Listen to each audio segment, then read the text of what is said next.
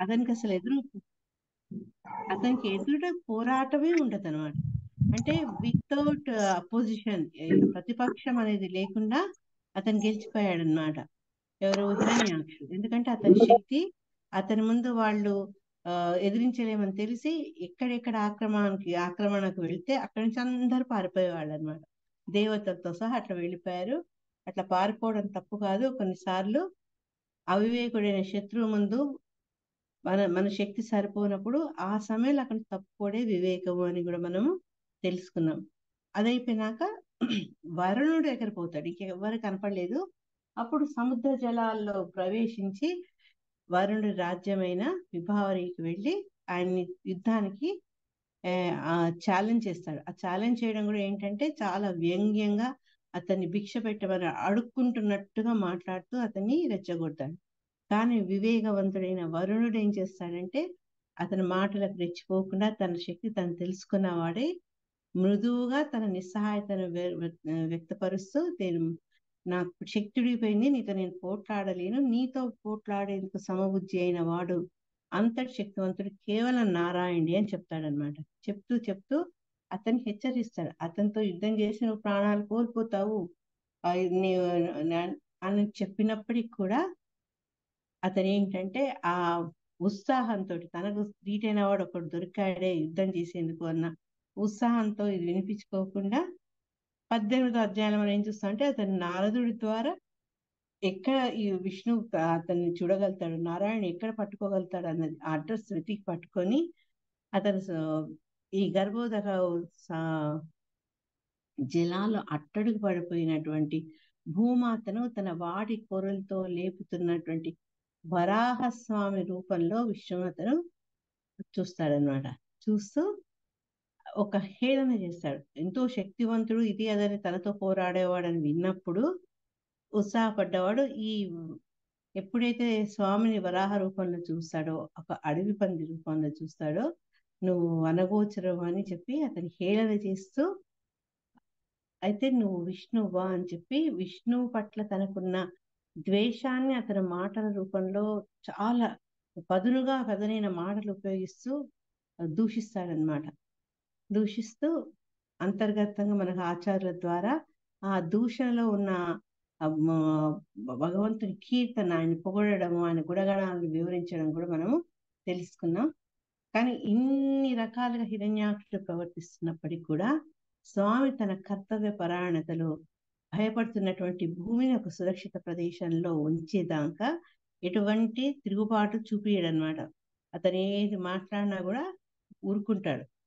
కానీ ఎప్పుడైతే భూమి ఒక సుస్థిరమైన స్థలంలో నిలబెట్టి ఆ నీటి ఉపరితలంలో తేలి శక్తి తన ద్వారా ఆమెలో ప్రవేశపెడతారో అప్పుడు ఇంకా తనను ఎవరైతే దేవతలు ప్రార్థించారో వాళ్ళ కోరిన కోరిక తీర్చి ఇంకా హిరణ్యాక్షుడికి జవాబు మొదలు పెడతాడు. ఏ రకంగా హిరణ్యాక్షుడు 2 అర్థాలు వచ్చేటట్టుగా పలుకుతాడో అదే రకంగా స్వామి కూడా అతనికి తగినట్టుగా ప్రత్యుత్తరం ఇస్తాడు. ఇచ్చే ముందు ఏంటంటే ఒక నవ్వుతాడు అనమాట. ఈ రాక్షసుని వాక్కుల వెనుక ఉన్న అతని యొక్క ప్రేయస్ అతను గ్రహిస్తూ ఆ ప్రేయస్ జవాబు సందర్భంగా ఒకసారి ఏం చెప్తాడంటే, నా కోసం ఈ దానవ రూపం ఎత్తాను, నువ్వు నాకు వినోదం కలిగించేందుకు ఈ దానవ రూపం ఎత్తి నాతో యుద్ధం సలుపుతున్నావు, నీకు నేను ఎంతో కృతజ్ఞుని అని చెప్తారనమాట. చెప్తూ నీ నుంచి నేను దూరం వెళ్ళలేను, నీ యుద్ధం చేయకుండా నేను తప్పించుకోలేను అని చెప్తారు. ఆ రకంగా అయినాక ఇంకా హిరణ్యాక్షుడు తన ఆయుధమైనటువంటి బలమైన గదతోటి స్వామి మీద ప్రహారం చేస్తారు. భగవంతుడు కూడా దానికి తగ్గట్టుగానే ఆ ప్రహారానికి జవాబిస్తారు. ఈ రకంగా వాళ్ళు నిన్న మనం పోతన గారి దాంట్లో చెప్తున్నాం, రకరకాల విన్యాసాలు చేస్తూ తీవ్రమైన గదా పోరాటం జరుగుతుంటుంది అనమాట. జరుగుతుంటే ఈ అద్భుతమైన దృశ్యాన్ని చూసేందుకు అందరూ అనమాట, బ్రహ్మాది దేవతలు అందరూ అక్కడికి ప్రేక్షకులు తయారవుతారనమాట. అయినాక ఇది చూసి ఆనందపడుతున్నా ఒక పక్క బ్రహ్మకు భయం కూడా ఉంటుందన్నమాట. అప్పుడు భగవంతుని ప్రార్థిస్తాడు, పిల్లవాడు పాముతో ఆడుకున్నట్టు ఆడుకోకు, పాము ఎప్పుడైనా డేంజరే, అట్లాంటిది ఈ దానవుడు కూడా అందరిని కష్టాలకు గురి చేస్తున్నాడు, తొందరగా అతన్ని వధించి అందరికి ఆనందం కలిగించు, నిన్ను ఆశ్రయించిన వాడు ముఖ్యంగా దేవతలు తపస్సులు వీళ్ళందరినీ శుద్ధ సత్వ గుణంలో ఉన్న వాళ్ళను, నిష్కళంకుల్ని ఈ రకంగా చాలా వివరణ ఇస్తూ వాళ్ళందరినీ కాపాడు తండ్రి. సాయంత్రం అంటే ఈ ముహూర్తం సరిగ్గా ఉంది, ఈ అభిజిత్ వేళ బాగుంది, లేట్ అవుతున్న కొద్దీ సంధ్యాకాలం వచ్చేస్తుంది, సంధ్యాకాలం తర్వాత రాక్షసులకు శక్తి విపరీతం అవుతుంది కాబట్టి త్వరగా చంపేయని బ్రహ్మదేవుడు భగవంతుని ప్రార్థిస్తాడనమాట. ఈ రకంగా ప్రార్థించినాక అప్పుడు వరాహస్వామి హిరణ్యాక్షుని వధించేందుకు పూనుకుంటారు. అది మనం ఈ రోజు అంటే ఇప్పుడు మొదలుపెట్టే అధ్యాయాలు నేర్చుకుంటాం అనమాట. వరాహస్వామి హిరణ్యకశిపుని చంపడం ఈ అధ్యాయంలో వస్తుంది. దీంట్లో ఏంటంటే 1 నుంచి 29 శ్లోకాలు హిరణ్యాక్షుడికి వరాహస్వామికి మధ్యన ఉండే యుద్ధం, తీవ్రమైన యుద్ధం యొక్క వివరణ ఉంటుంది. తర్వాత 27 అంటే 29 అని చెప్పినట్టు 27 నుంచే ఇంకా బ్రహ్మాది దేవతలు వాళ్ళందరూ ఇక్కడ హిరణ్యాక్షుడిని వాడు ప్రే చేస్తారు, మెచ్చుకుంటారు. ఎందుకు మెచ్చుకుంటారు, ఎందుకు అంత అబ్బురపడతారు అంటే అతని యొక్క శక్తి సామర్థ్యాలు, భగవంతుని ఢీకుంటున్నటువంటి అతని శక్తిని వాళ్ళు చూసి ఆశ్చర్యం పొందుతూ ఆయన్ని పొగుడతారనమాట హిరణ్యాక్షుని. 33 నుంచి 36 శ్లోకాల్లో భగవంతుని యొక్క దివ్య లీలలను, ఆయన గుణగణాలని కీర్తించడము. 37, 38, 39లో ఫలశ్రుతి. ఎందుకంటే ఈ లీల చాలా గొప్పది కాబట్టి ఆ లీల విన్న వాళ్లకు ఎటువంటి ప్రయోజనం కలుగుతుంది అనే దాని గురించి ఈ 3 శ్లోకాల్లో ఫలశ్రుతి చెప్తారనమాట. సో ఇది 19వ అధ్యాయంలో మనం నేర్చుకోబోయేది. ఎక్కువ మటుకు 29 శ్లోకాలు, 27 శ్లోకాల దాకా పూర్తిగా యుద్ధమే. ఆ తర్వాత బ్రహ్మాది దేవతలు హిరణ్యాక్షుని పొగడము, ఆ తర్వాత భగవంతుని యొక్క దివ్య లీలలు, ఆయన యొక్క జన్మ కర్మచమే దివ్యం, ఆ కర్మల్ని గురించి తలుచుకోవడము, ఆఖరికి ఫలశ్రుతి. ఈ రకంగా మనము ఈ 19వ అధ్యాయంలో అడుగు పెడతాం. హరే కృష్ణ. ఎవరికన్నా ఎక్కడన్నా ఏమన్నా సందేహం ఉందా? మనం మొదలు పెట్టచ్చా?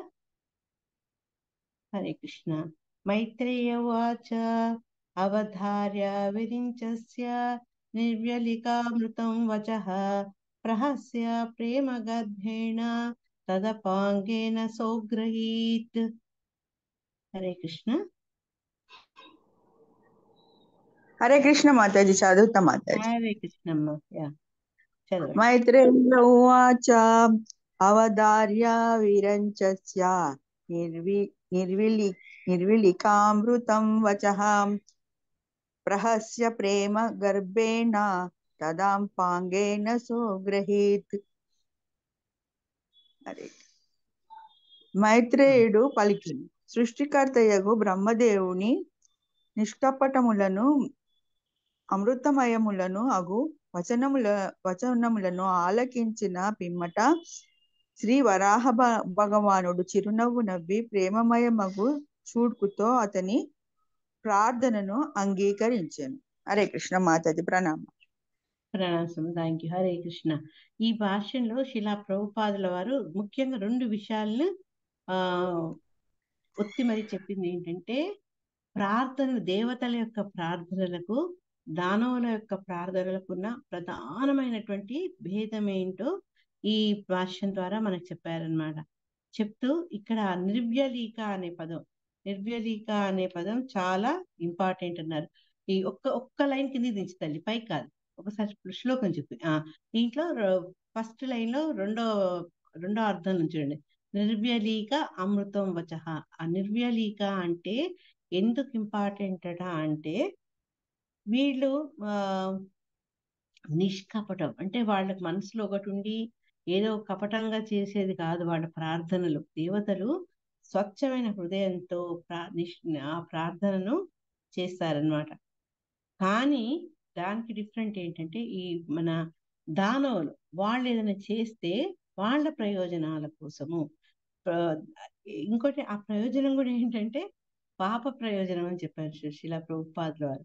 వాడు ఏది చేసినా, దేనికోసం తపస్సులు చేసినా, ప్రార్థనలు చేసినా, ఎవరికి చేసినా వాళ్ళు విష్ణును శరణం చేయరు, వాడు విష్ణును ప్రార్థించరు. అన్య దేవతలు చేసినా కూడా వాళ్ళకి ఏంటంటే ఏదో స్వప్రయోజనాలు, పాప ప్రయోజనాలతోనే కూడి ఉంటుంది. అందుకని ఇక్కడ ఈ ఉదాహరణకు మనకు హిరణ్యాక్షుడి గురించి చెప్పారు.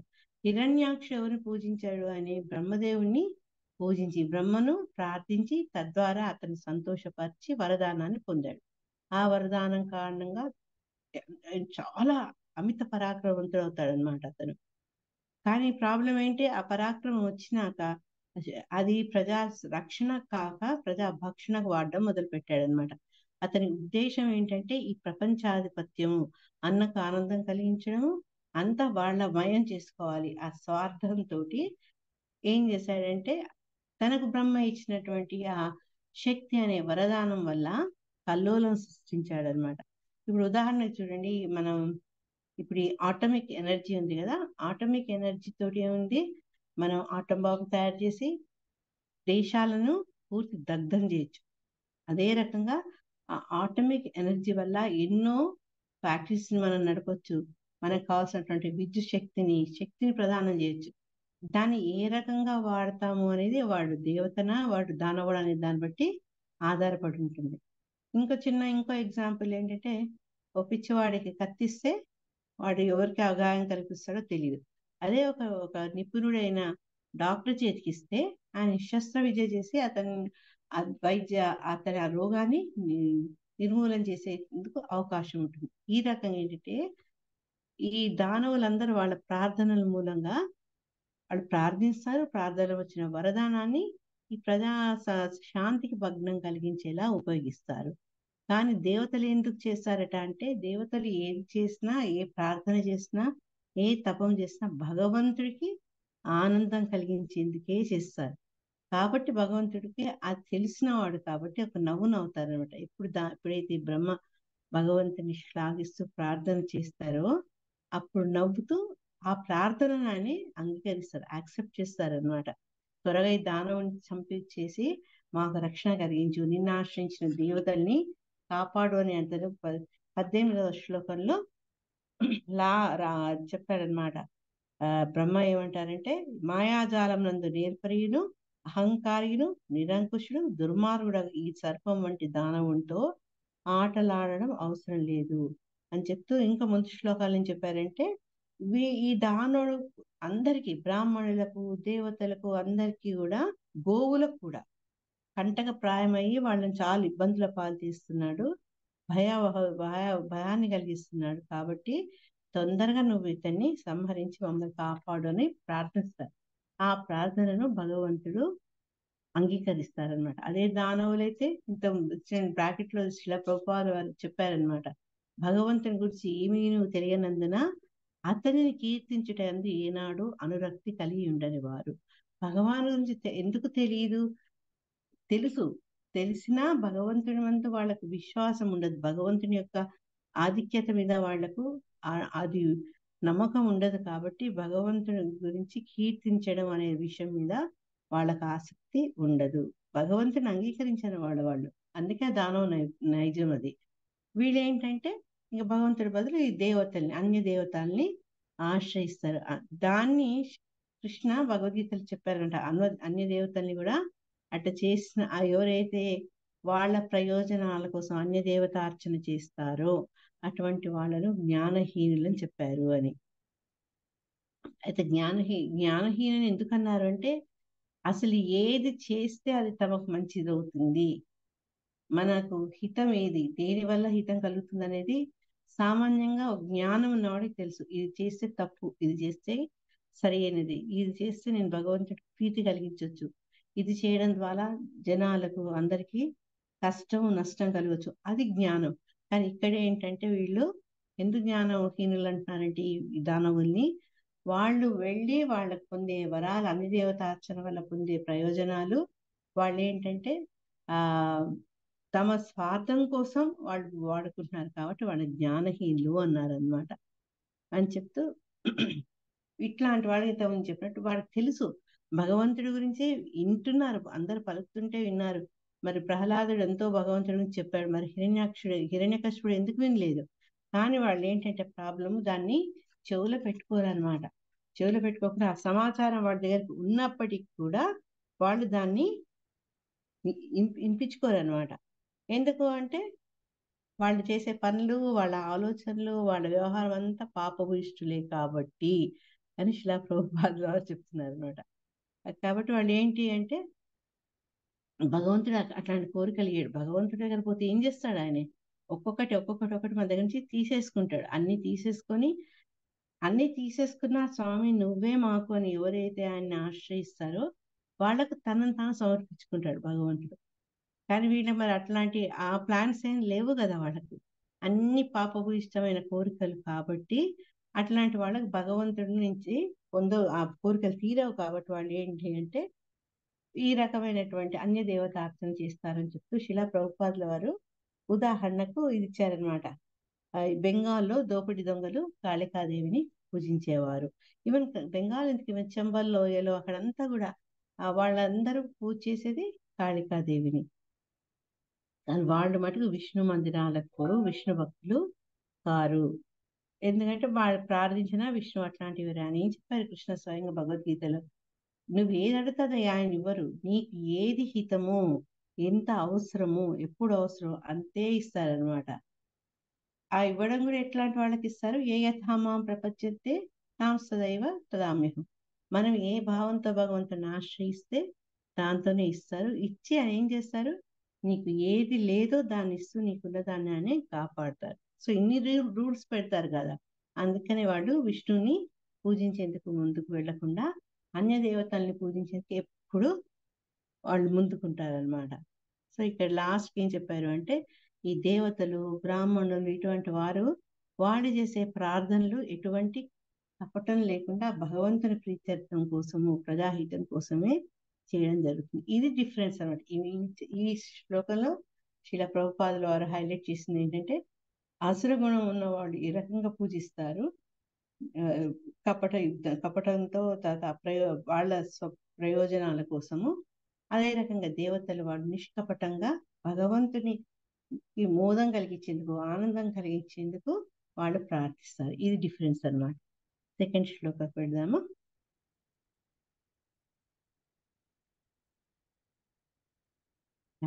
ఇటువంటి దేవతల యొక్క ప్రేయర్స్ అట అమృతమయంగా ఉంటాయట స్వామికి.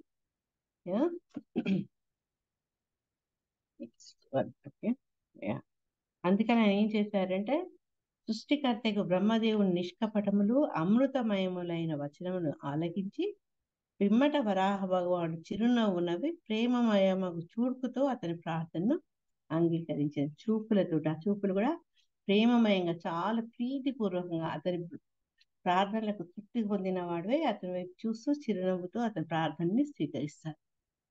తతసపత్నం ముఖతశ్చరంతమకుతో భయం జఘానోత్పత్య గదయా అనావ సురమక్షజః. హరే కృష్ణ మాతాజీ ప్రణామం. చదవడమ్మ ప్రణామం. తతసపత్నం ముఖతశ్చరంత అనంతమకుతో భయం జఘానోత్పత్య గదయా. ముఖత దగ్గర మీరు గ్యాప్ ఇవ్వండి మాతాజీ. తతసపత్నం ముఖతః. ముఖత చరంతం, ముఖత చరంతం. ఓకే మాతాజీ, మళ్ళీ చదువు. తతః సపత్నం ముఖత చరంత మకుతో భయం. మాతాజీ చరంతం మీకు వర్డ్ టు వర్డ్ మీనింగ్ చూస్తే ఈజీ అవుతుంది. మాతాజీ మీరు ముఖత దగ్గర గ్యాప్ ఇవ్వండి. తత సపత్నం ముఖతః చరంతం